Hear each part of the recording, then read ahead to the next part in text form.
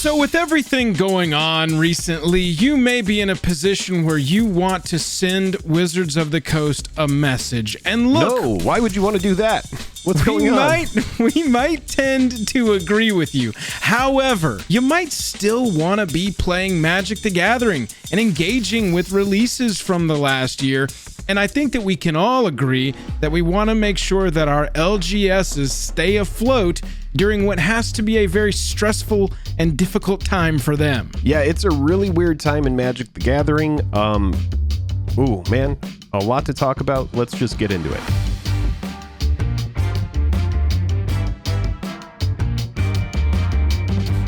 Highest level of gratitude to our patrons who power the channel through Patreon. Check out the Patreon link in the description to learn about monthly giveaways, VIP Discord access, and even our official playmat. Hello and welcome to the day. Thank you for spending your time with us. I'm Jake. I'm Joel. Welcome back to another episode of Jake and Joel Are Magic. So we're going to talk through some strategies. We have talked to our sources at some LGSs. We have some sources that have some prices for some cool sales. We want to go through those too. But first, we want to go through some strategies of ways to send a message to Wizards of the Coast while still making sure that the maximum amount of money that you spend is still going to your LGS to try and support them as much as possible. If you like the video, by the end of it, hitting that like button, hitting that subscribe button sends a message to us that you want us to keep doing this. And if you have been enjoying your time at Jake and Joel, head on over to Patreon and support the videos in a big way by joining at any tier. There are patron perks, but the big thing is that you're helping us create content.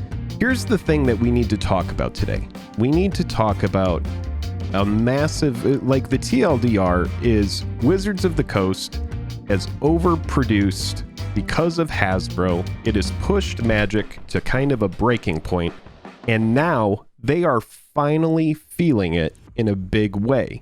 And Magic 30th Anniversary Edition is like this huge kind of crazy tone-deaf cherry on the top that's like, boom, go buy it. It's got I've been comparing it to like the assassination of Archduke Franz Ferdinand. That is what this $1,000 pack has ended up being. It is just the straw that broke the camel's back. It is just the step too far. Here's the thing. Is it an egregiously priced product? Yes.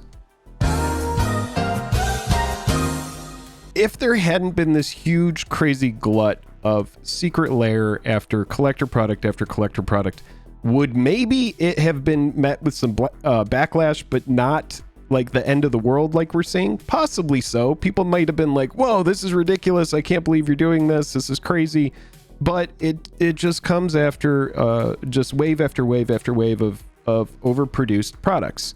And so now we're at this point where people are just like, okay, we're at a breaking point. And we've seen it in the comments. People are like, I'm done. I'm done with it. We've had patrons reach out. Boycott WOTC. We're done. Get out of here. Magic is done. I'm over it.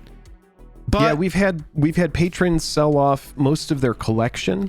People are doing it. It's actually happening where people are selling everything off, and they're just like, I play Commander and that's it. I'm keeping one of copies of cards.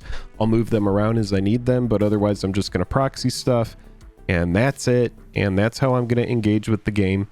And I think that, there's an alternative, because here's the thing. It's like, you want to stick it to WOTC, you don't want to buy anything, but there's also a bunch of local game stores that are already in this situation where they just have product that's just sitting on hand, just like tons of it. I have my local game store that is doing $10 drafts, which is like a big pullback from what they normally do. They were normally doing $15 drafts, and now they're just doing $10 drafts on Wednesdays, where it's just like they're doing Crimson Vow and Call Time and all of these old sets that they just have sitting waiting in the back of the store that people just have no interest in, because a lot of the products have been, again, overproduced.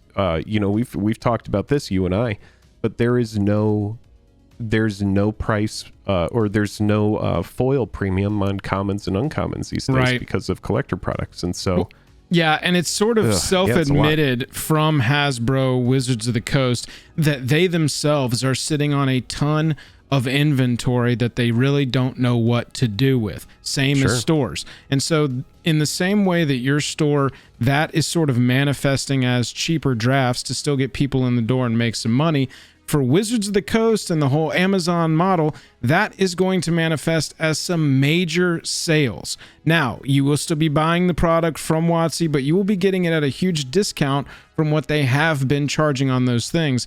And we've got some sources that have given us some possible prices of what we can expect at Black Friday, at Cyber Monday, at any of the Christmas sales that they want to throw up. And we're going to share those with you, some of our notable ones, some of the items to maybe be looking out for, and some possible prices to look out for them at the end.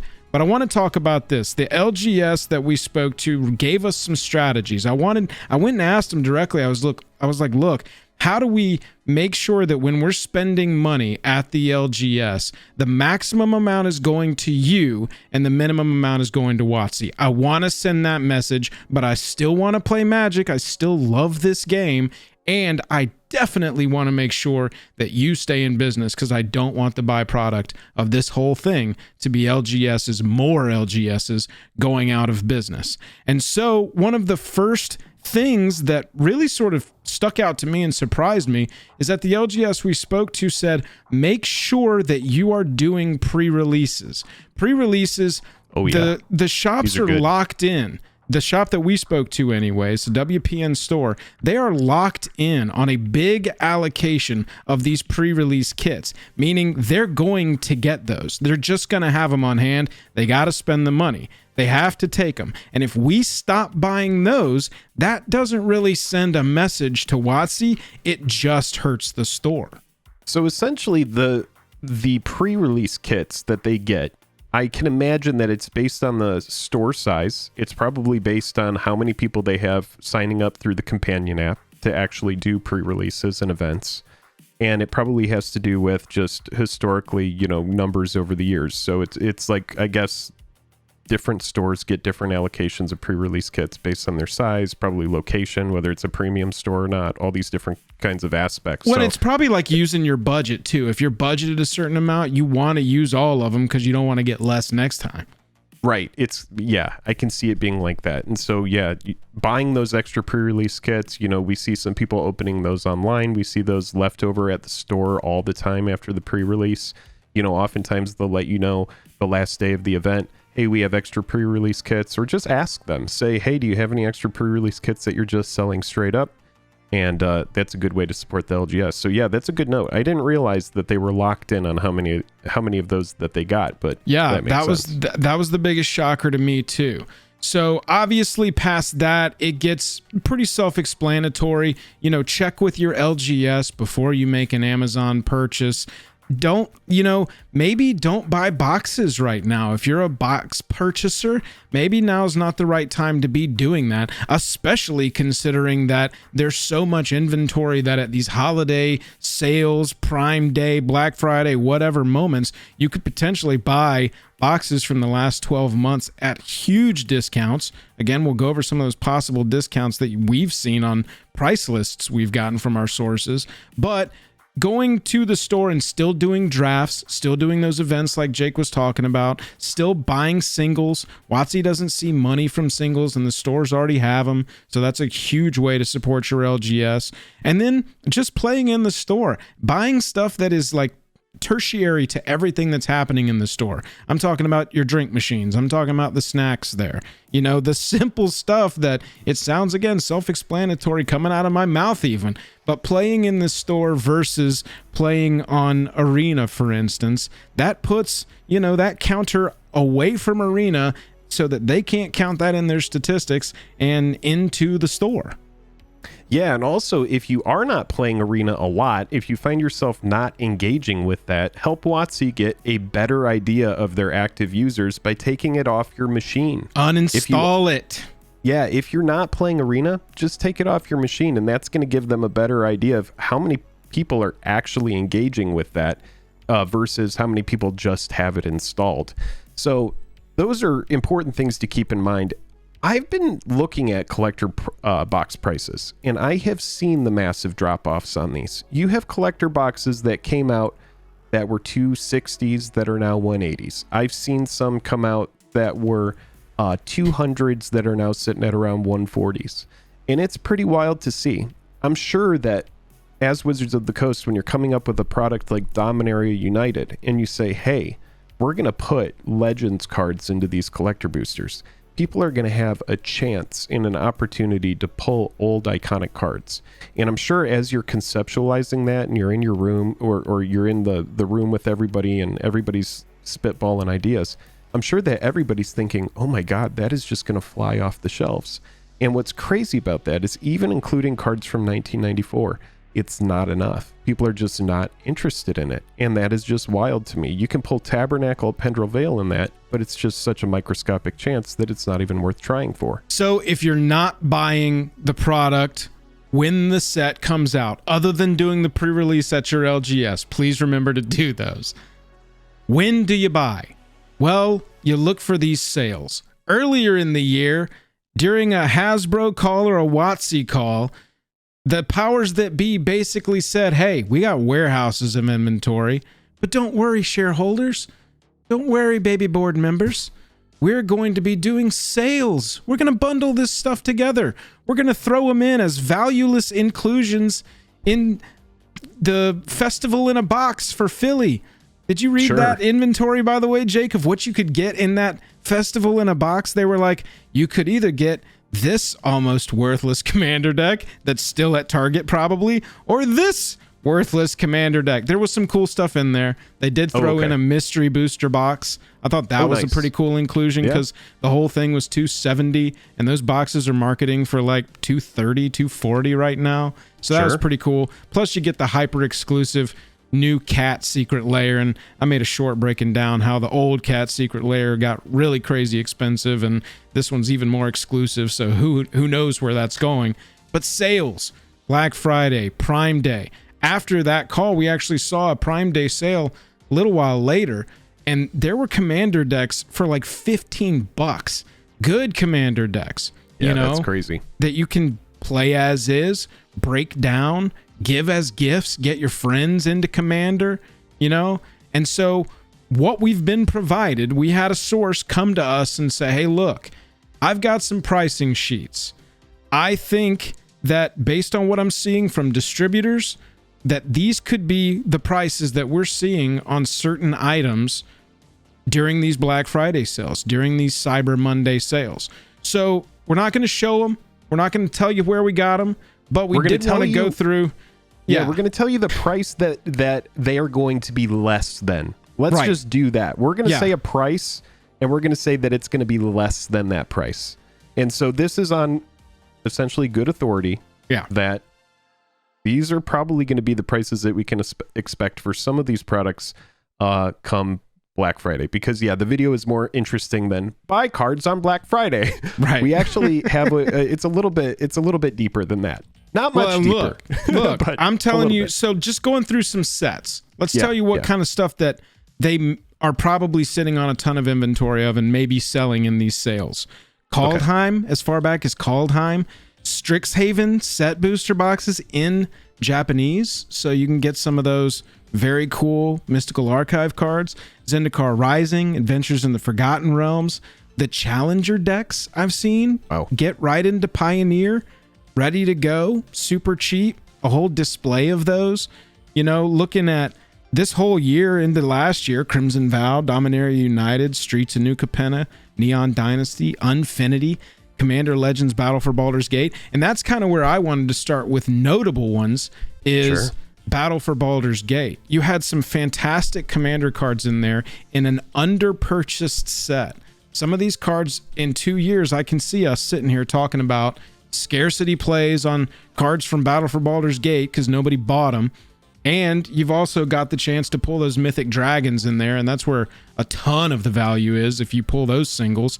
But, you know, if a Commander Legends Battle for Baldur's Gate draft booster box right now is like $91, around $70, that is what we're potentially seeing as a price. And $70 for one of those boxes to just like sit on a shelf when you want to draft with your friends during a, week-long trip next year, grab that, throw it in your bag. Y'all can draft some Battle for Baldur's Gate. You want to just crack it open, pull some of those really sweet hits. $70 is a really good price. And then you're looking at collector boosters of the same thing, $240-ish, you know, for purchasing them straight up, on sale for like $150, $160 for a collector booster box. So like less than $160 for a collector box of Baldur's Gate. Crazy. Yeah, that's a pretty good price. When you have collector boosters come out and that just speaks so much to the fact that all this stuff right now is just way overproduced and there's too much of it. And the wallet fatigue is real. And then when you have representatives of Wizards of the Coast literally saying, don't buy everything. Yeah, you shouldn't be buying everything. It's not all for you. Let's double down on this product isn't for you and say all of these products may not be for you. Don't buy everything. Think about this. Being a Magic the Gathering completionist, for example. Impossible. It's impossible, and it would be a headache. It would be like living in a nightmare. I think that Wizards of the Coast kind of forced all of us into a you can't buy it all, and that's fine. I think for me, that's fine. I've retired to that idea of just like, I'm not going to own everything in Magic the Gathering. I've known that for a long time. Right. I mean, you've known that for a long time. Most of us have known. You're not going to own everything in Magic the Gathering. There's a bunch of cards that are out of your reach as well, but that's why there's a vast array of different formats. I see people complain all the time about, oh, you know, if they reprinted Reserve List, I'd be able to play Vintage. It's like, you can play Vintage by printing proxies. There's a bunch of sanctioned formats that you can play legally that are cheap as hell. There's formats like Penny and Pauper, and if you wanted to spend a little bit of money and get into Pioneer or something like that, like, there's decks that are going to take minimal changes over time, and you could just build those and engage with the game how you want. Or join the biggest, best format, which is Commander, that everybody plays, and just engage with it like that. And you're just talking about paper. Look at MTGO, sign up for a rental service for $30 a month, rent any deck you want to play, and they've got qualifiers into actual tournaments, into like Wizards Major, working towards Pro Tour-esque stuff. Not familiar with how organized play works anymore. I don't know if anybody is, except maybe the head of organized play over WOTC. I hope they do. But they've got legitimate tournaments on MTGO too that you can play, and you're playing. I mean, on MTGO there is no reserve list policy, so you can play anything you want over there. On MitGo, you get everything super cheap too. Yeah. You get like duels and like Gaia's Cradle and like expensive cards in paper very, very cheap on MitGo. So it's like, if the idea is you want to be able to play the game, then there are definitely ways to play the game. But if it's like, no, I want to be able to have all of those cards in paper, well then no, it's about collecting at that point. You're trying to build a collection of actual cards. But yeah, if you want to play Vintage, there's ways that you can play it where you don't have to spend any money, or old school, just like print the cards, make proxies, whatever, you know. As far as the sales, Battle for Baldur's Gate is the main one that really stood out to me. Being able to get a draft booster box for under $70 there, and it speaks to the hype level for the set, but I don't think that the negative connotation of that set, it really reflects the cards that are in there and the potential that set has over time. And so that's one I would personally be interested in looking at. But let's look at a set that was beloved, Kamigawa Neon Dynasty. Draft booster boxes there for under $90. That seems like a really good price to me for a set that was kick-ass. Yeah, there's a lot of good lands in the set. There's some fun new legends and vehicles that are being used and stuff like that. So yeah, I think again, just too much product. You know, I don't want to say that too much, but I mean that really is what it comes down to. For sure. Well, that's absolutely it. Streets of New Capenna, a set that nobody had any time to explore. Feels like we were there and then we were gone. Under $80 for draft booster boxes there. Collector booster box under $160. That seems pretty incredible. Wow. Yes. Yeah. You got Tri-Lands in there. You got a ton of legendaries in there. You got a ton of treasure support in there. And so that seems like a really good long for a collector booster box or for a draft booster box if you just want to sit on them. Dominaria United collector boosters under 180. That set just came out. Those were like 260s. That's the product I was talking about that came out. From Legend, it was from the Legends cards, and those are in there. Yeah. And Dominaria United has Liliana of the Veil, which is a great card, but again, you know, power creep, and that card has kind of like fallen from favor in the formats that it was really popular in. It's still a good card, but yeah, the Legends card's just not enough to prop up that huge price point, which makes sense. Especially once people started saying like, oh my god, I'm so lucky I got a Legends card. Oh, it's a common. I found the one Legends card in the X amount of packs. Oh, it's just a common. It's just, oh, we opened 10 boxes. We finally found a Legends card. Oh, it's a common.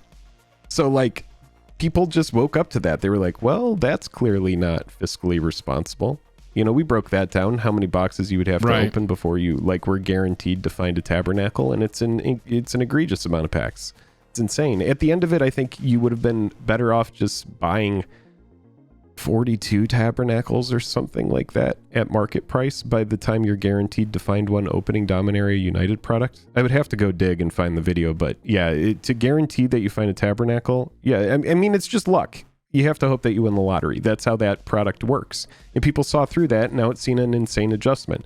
But yeah, if you want to have Dominaria United boxes sitting in the wings, maybe check here on Black Friday.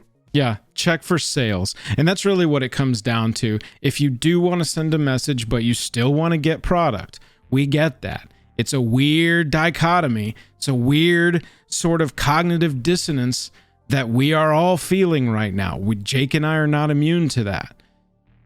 We want to keep playing. We do love this game, but don't really want to support right now. Would like to do what we can to send a message, even if it's drowned out, even if it's absolutely just smothered by everybody else's. At least I can feel comfortable. I tried to send the message that I wanted to send. I got an email today that was like, congratulations, Joel, from MTG Arena. Congratulations, Joel, you opened 0 booster packs in Dominaria United. It was like, you played a total of 2 games. Your favorite format was Brawl. That's crazy. I got an email. I apparently opened 40 packs of it. I didn't even know.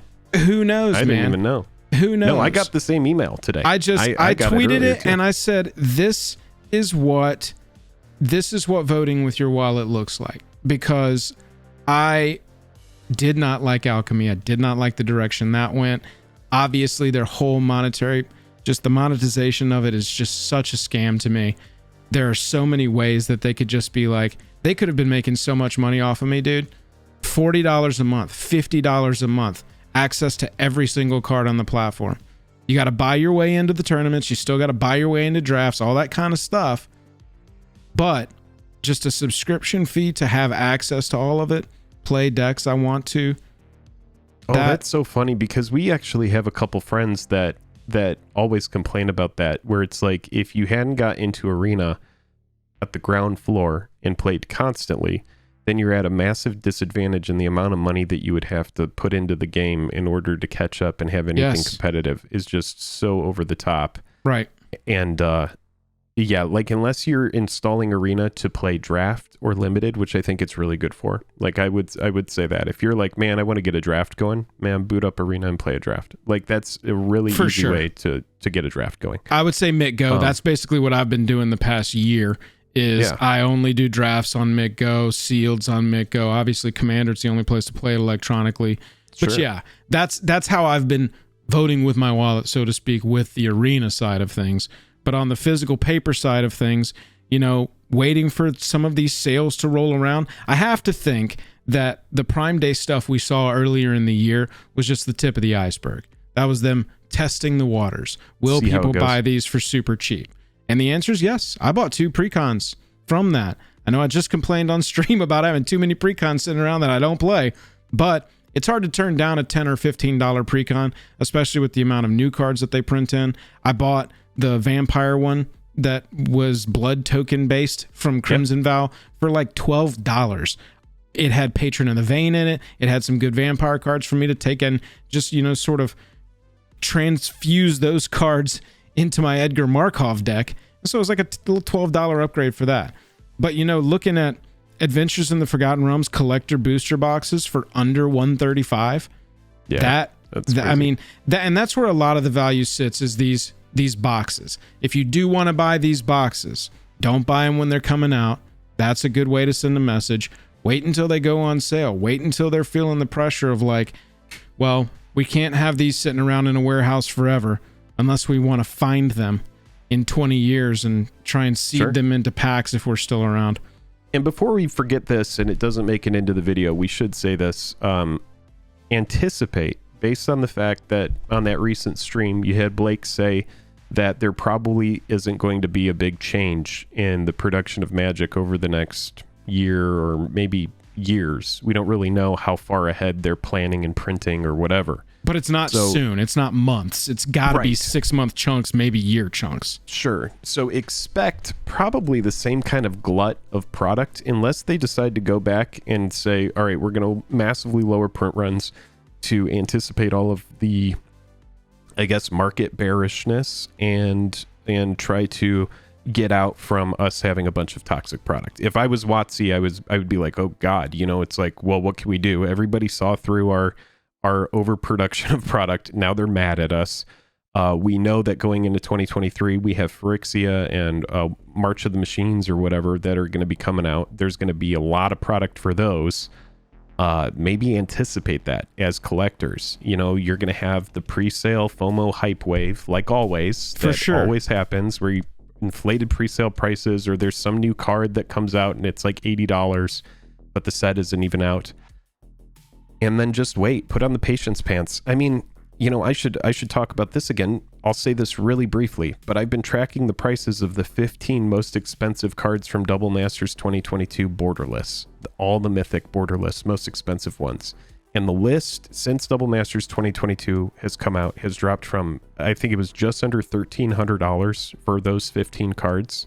And now that list is at like $540 for those same cards. So that is a massive drop off for cards that are eternally playable staples. Stuff like Dockside Extortionist, stuff like Concordant Crossroads, Imperial Seal, all of those big poppin' cards. And we're not even talking about the adjustments that happen to rares in that set. I'm just talking about mythics, okay? So big adjustments from 1,200 to under 600 on those cards, or 1,300 to under 600. Just massive adjustments. And so it's probably going to happen with future sets. I mean, we should anticipate this. Yeah. If you have any ideas, anything you think that, you know, has like been good for your conscience of trying to send a message to Wizards of the Coast while also still trying to play Magic the Gathering and support your LGS, know that those players exist. Know that it's not all pitchforks and torches. You can be pissed and still play Magic and still get new product, even if you are waiting a year. I didn't buy a box of any sort of, you know, Neon Dynasty stuff. Kind of wish I had. Now's my chance. I waited. I have this time presenting itself now. And we always want the LGSs to exist, because honestly, that's always going to be the foundation of a successful MTG world, in my opinion anyway. One thing I'm interested in, and definitely let us know how you feel about this as well, is are they going to, in the future, dial back variants in a big way? Will we look back on the years that we're living in now, or the collector booster box that was established on Throne of Eldraine? Will we look back on that time to now as the variant era, where it was like this time where there was just an overproduction of crazy over-the-top cards and just a glut of just like, if everything's special, nothing is special? Will we look back on this? And then maybe some of these products that we're kind of shitting on right now are going to be, you know, sought after. People might look back on those and be like, holy shit, that's from when Wizards of the Coast went over the top with variants. I mean, we don't know. It could be that Wizards of the Coast is just like, no, full steam ahead. We're just going to keep on pumping the variants. And that's probably every product will have happen. 5 variants. Right, exactly. Especially with the success of Brothers War and the serialized cards and how much people are liking those, you know. But we've already seen big adjustments on serialized cards. The first few that I saw were thousands of dollars, and now I'm seeing them under 300 for some of them. And so if they pump it too much, nobody's going to care. And so that's the big takeaway here, is like, you can't just pedal to the metal, think that you have, printer for actual money. Eventually people are going to check you on it. And I think that's what happened. Let us know what you think about all of this. This is a little bit of a different kind of video for us, more of a discussion based. We just came up with some strategies. I know that there is the desire out there for how can I vote when everybody is still going to be purchasing 30th anniversary anyway. That thing's going to sell out so fast. How do I possibly vote with my wallet on something like that? And the answer is you don't. But there are other ways. And I think, I just want to come back to it yet again. We want to keep the LGS in mind, because as angry as we are, as worried as we are about the future of the game, imagine if you had a business tied into it. Imagine what you'd be trying to figure out right now, trying to do. And it's not our responsibility to keep people's businesses afloat, but we can do what we can, especially since that is a huge hub for our community in various cities across the entire world. Well, anyway, we've talked about all of this stuff. Let us know how you feel about it. We're going to continue covering what's going on in Magic the Gathering. We're going to be here for the survival of it, or the let's just not say that. We can start making our own Magic cards. Bye.